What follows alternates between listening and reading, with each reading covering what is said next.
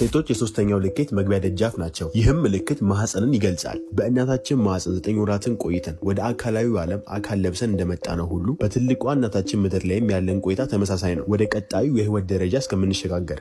ሴት መግነጢስ ናት፣ ወንድ ደግሞ ኤሌክትሪክ።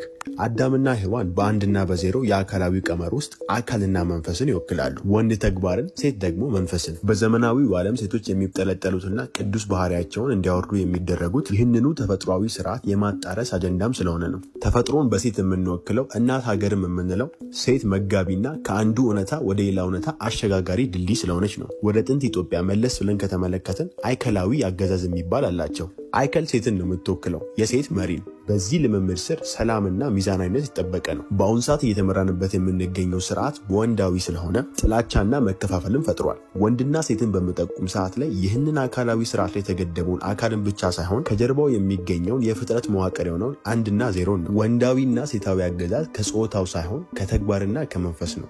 አይከላዊ አገዛዝ ስንል መንፈስን የሚወክል ስለሆነ መንፈሳዊ አገዛዝን በዚህ በምድር ላይ ማውረድን ያመለክታል።